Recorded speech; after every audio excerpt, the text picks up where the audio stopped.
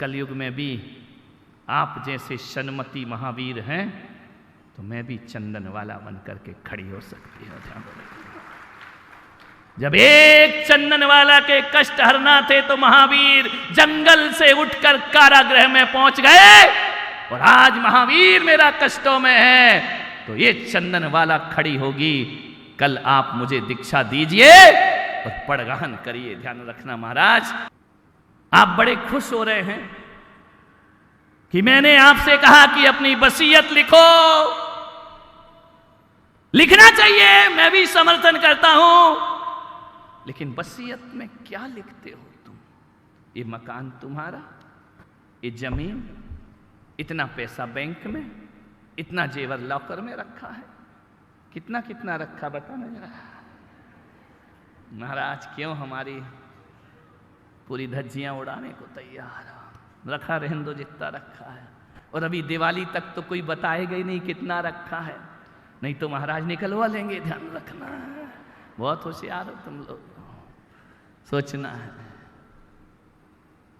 अरे जमीन जायदाद तो हर माँ बाप दिया करते हैं, हर माता पिता अपने बच्चों को जमीन देते हैं, जायदाद देते हैं, लेकिन मैं आपसे निवेदन करना चाहता हूं कि केवल अपने बच्चों को अपनी दौलत ही मत दो, अपने बच्चों को, अपनी आने वाली पीढ़ी को केवल मकान दुकान ही मत सौंपो, उनको संस्कार की विरासत भी देने का प्रयास करिए, उनको अपने जीवन के सत्य गुण देने का प्रयास करिए, उन्हें अपने जीवन में इंसान बनने की दौलत उन्हें प्रदान करिए। अपने बेटे को बोलो कि बेटा केवल पैसा नहीं कमाना, समाज में इज्जत भी कमाना सीखना। ध्यान रखना, लोगों में सम्मान कमाना भी सीखना चाहिए, लोगों में बहुमान कमाना भी सीखना चाहिए।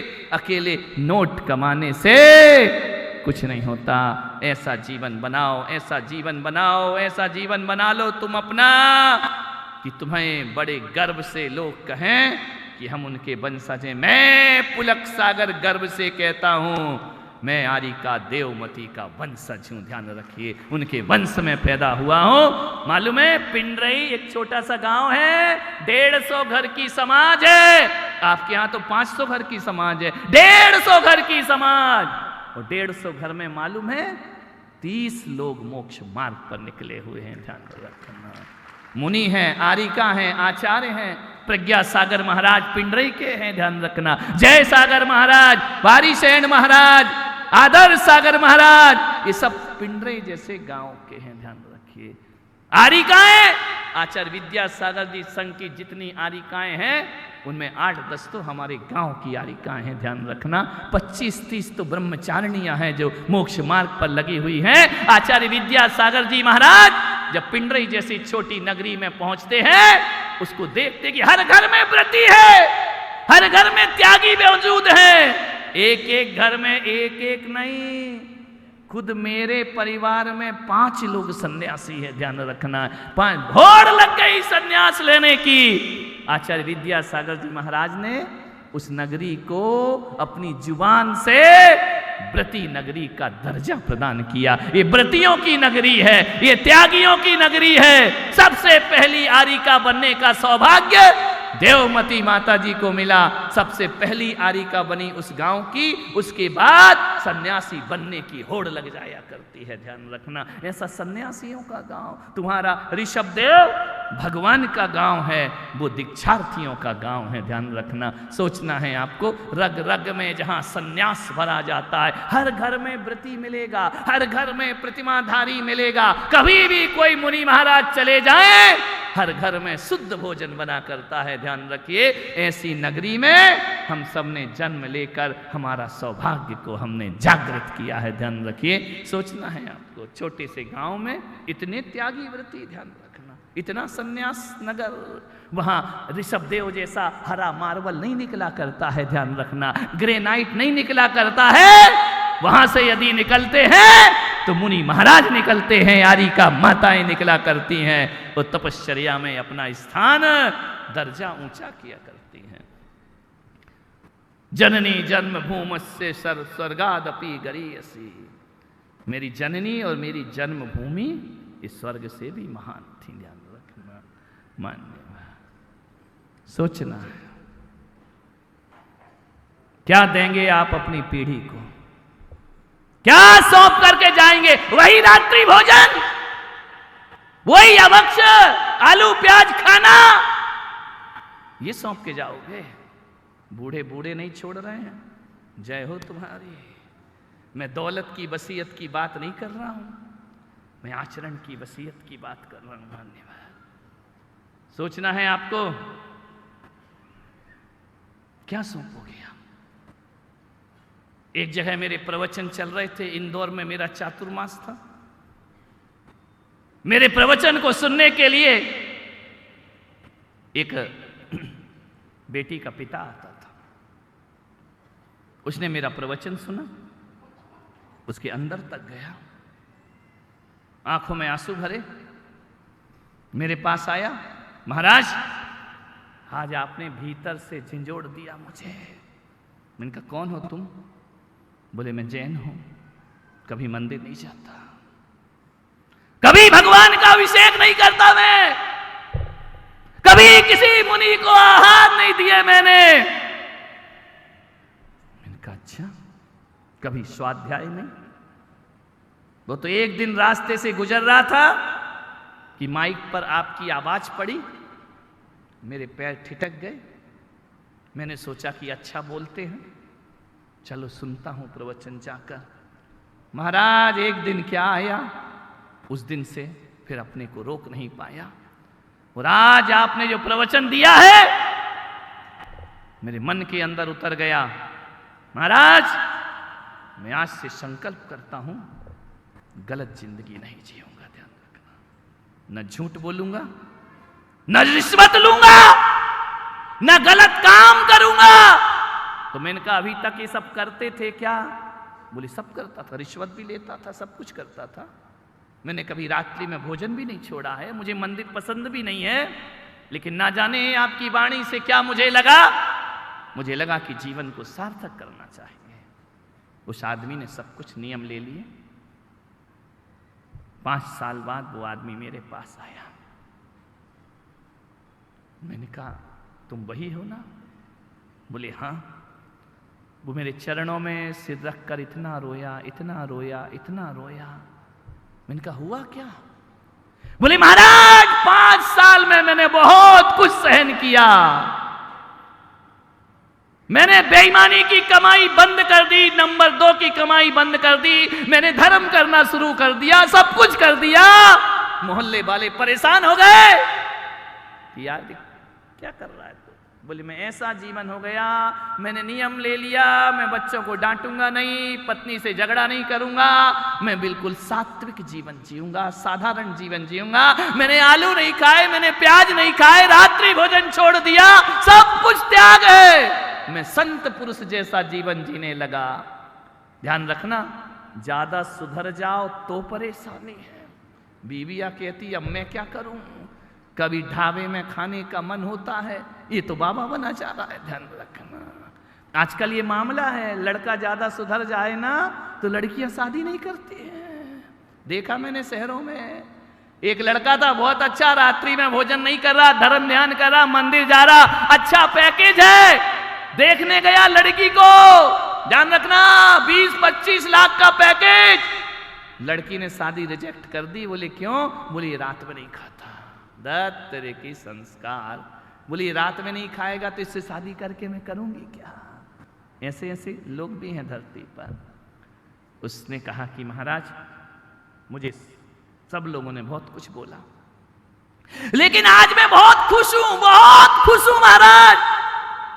मेरे घर के लोग विरोधी हो गए कि इतने भी सुधरने की जरूरत क्या थी। ध्यान रखना, सुधार तो सब ज्यादा सुधर जाए तो आफत है। अब तुम्हारा लड़का यदि मेरे पीछे रात दिन आने लगे तो तुम पीछे पड़ा, अरे इतना भी क्यों जा रहा है, थोड़ा घर में रहे, दुकान देख, नहीं आए तो महाराज औलाद नहीं आती है, आ जाए तो इतना क्यों आता है। भानु का लड़का 2-4 दिन और आ जाएगा ना, लोग कहेंगे ले जाएंगे महाराज। ध्यान रखना, आफत तो बहुत है बच्चों की, ज्यादा सुधरे तो आफत है, बिगड़ जाए तो चाहते क्या हो तुम बच्चों से। ध्यान रखना, ये हुआ। बोले महाराज आज जैसी खुशी मुझे अपनी जिंदगी में कभी नहीं मिली। मैंने कहा क्या हुआ? बोले आपसे आशीर्वाद लेने आया हूं। मैंने कहा क्यों? बोले मेरी बेटी 23 साल की हो गई महाराज। जब बेटी जवान हो जाए तो बाप को चिंता होती है कि अब इसका घर बसा देना। बोले मैंने अपनी बेटी से कहा बेटी तू बड़ी हो गई है, तेरा विवाह करना है। मेरी बेटी ने नजरें झुका ली। आधुनिक युग है महाराज, पूछना पड़ता है कि बोल बेटी तेरे मन में कोई है क्या? ये हालात है कि आज बाप पूछता है बेटों से कि तेरा किसी से अफेयर तो नहीं है, तेरे मन में कोई है तो नहीं? लड़की ने कहा नहीं पिताजी। बोले बेटा छुपा मत, मैं खुले विचारों का हूं, जो भी है बता दे, बाद में जिंदगी नरक नहीं होना चाहिए। उस लड़की ने कहा पिताजी जिस गुरु के प्रवचन से आपके जीवन में बदलाव आया उसी के प्रवचन से मेरे जीवन में बदलाव आया। मैंने कॉलेज में भी पढ़ा लेकिन केवल पढ़ाई पर ध्यान रखा। मैंने ये कभी नहीं सोचा कि मेरी शादी किससे होना चाहिए। एक बात याद रखना, वो ऊंचे कुल की लड़कियां होती हैं जो अपना ससुराल अपने मुंह से नहीं मांगा करती हैं। ध्यान रखना, वो नीच कुल होता है जहां मुंह से ससुराल मांगी जाती है। ध्यान रखिए, हमारी सनातन परंपरा वो परंपरा रही है कि मुंह से पति नहीं मांगा जाता है। जो माँ बाप कर देते हैं उसे ही अपना भाग्य समझ के स्वीकार करती है। और हमारी समाज की वो बेटियां हैं, यदि पिता कोढ़ी से भी शादी कर दे तो बेटी अपना भाग्य समझ के स्वीकार कर लिया करती है। ध्यान रखना, कोढ़ी से भी शादी करती है और अपने सतीत्व के दम पर कोढ़ी की काया को मैना सुंदरी कंचन काया बना दिया करती है। ये हमारे समाज के आदर्श से, ध्यान रखना, ये हमारे समाज की परंपराएं हैं। मुंह से पति ने, उस बेटी ने कहा नहीं पापा आप निश्चिंत रहो, मेरे ख्यालों में कोई भी नहीं है। तो अच्छा बेटा मैं तेरे लिए वर ढूंढूं? बेहिचक ढूंढो पिताजी। एक बात बता, सर्विस क्लास चाहिए या बिजनेसमैन? उसने कहा पापा मैंने ये भी नहीं सोचा है। अरे इतना तो बता दे, सर्विस क्लास या बिजनेसमैन, ताकि तुझे वर ढूंढने में मुझे सहूलियत हो, इतना बता दे। बोले पापा मैंने ये भी नहीं सोचा है। अच्छा बेटा ये बता शहर में शादी करेगी या गांव में? ये भी नहीं सोचा है।